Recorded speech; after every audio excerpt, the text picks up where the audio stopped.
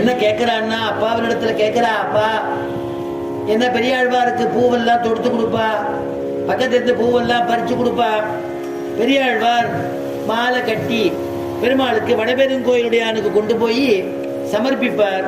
இப்படி எல்லாம் நடந்துட்டு இருக்கு. மாலை கட்டும் பொழுதே குழந்தைக்கு நல்ல விஷயமெல்லாம் சொல்லிக் கொடுப்பார். ஸ்ரீமத் பாகவதம், ஸ்ரீ விஷ்ணு புராணம் அதெல்லாம் சொல்லிக் கொடுப்பார். சொல்லிக் கொடுத்து அந்த கதைகள்லாம் சொல்லிக் கொடுப்பா. அந்த கதையெல்லாம் கேட்பள்.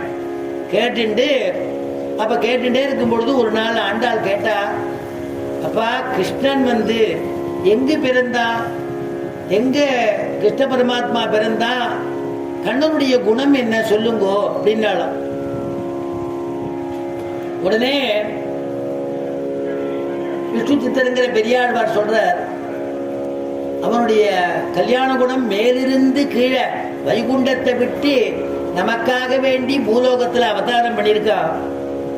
பெருமாளுக்கு இன்னொருத்தருக்கு ஒரு புகழ் சேரணும்னா தான் தான் பரிபவப்பட்டாலும் அவளுக்காக வேண்டி நல்லது பண்ணுவான். அதனாலதான் ஆண்டாள் பதம் போடும் பொழுதே உத்தமன் போட்டா. ஓங்கி உலகளந்த உத்தமன், உத்தமன், மத்தியமன், அதமன் 3 பேரு. உத்தமன்னா யாருன்னா, உத்தமன்னா தனக்கு குறைவா இருந்தாலும் பரவாயில்ல அவன் வாழட்டும் நினைக்கக்கூடியவன் உத்தமன்.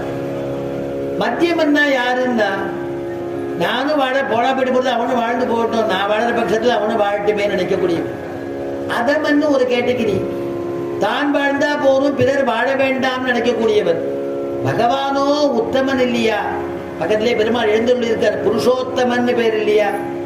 புருஷானாம் உத்தமஹா புருஷேஷு உத்தமஹா, புருஷர்களுக்குள்ளே உத்தமமானவன் உத்தமன் பேர் திருடாம். அப்படிப்பட்டதான பெருமாள். அதனால இங்க சொல்றாரா, அந்த உத்தமனானவன் தன்னை குறைச்சிண்டாவது பெருத்தியாருக்கு பெருமை தேடி கொடுப்பார். எப்படி சொல்றார், நம்முடைய வேதாந்தாச்சாரியன் சொல்லக்கூடிய சுவாமி தேசிகன் பாதுகா சகஸ்திரம்னு ஒண்ணு பண்றார். பெருமாளுடைய திருவடி நிலைகள்ல, பெருமாளுடைய திருவடி நிலைகள்னா பாதுகை. அந்த பாதுகை மேல ஒரு நாள் ராத்திரியில சகஸ்திரம் 1000 ஸ்லோகத்தை பண்ணி பெருமாளுக்கு சமர்ப்பணம் பண்றார் ஸ்ரீ ரங்கநாதனுக்கு. அப்படிப்பட்டதான பெருமாள். அப்ப என்ன பண்ணினார்னா, அந்த சமர்ப்பணம் பண்றச்சே அங்க சொல்ற சுவாமி தேசிகன், பிக்ஷாமபேக்ஷ தனுஜேந்திர கிருஹம் பிரயாதுஹு, பிக்ஷாமபேக்ஷ தனுஜேந்திர கிருஹம் பிரயாதுஹு. பிக்ஷாம் அபேக்ஷ தனுஜேந்திர கிருஹம் பிரயாதுஹு.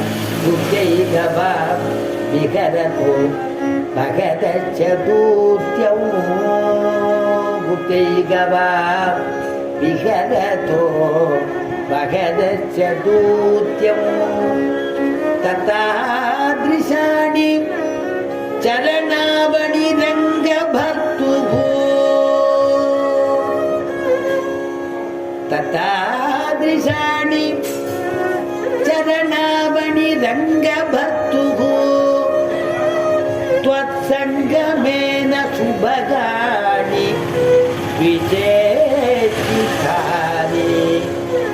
த்வத்சங்கமேன சுபகாணி விஜேஷிதானி. பிக்ஷாம் அபேக்ஷ தனுஜேந்திர. பிக்ஷாம் பெருமாள் மகாபலியின் இடத்துல பிக்ஷை கேட்கறதுக்காக போனார். எப்படி போறார் பாருங்க.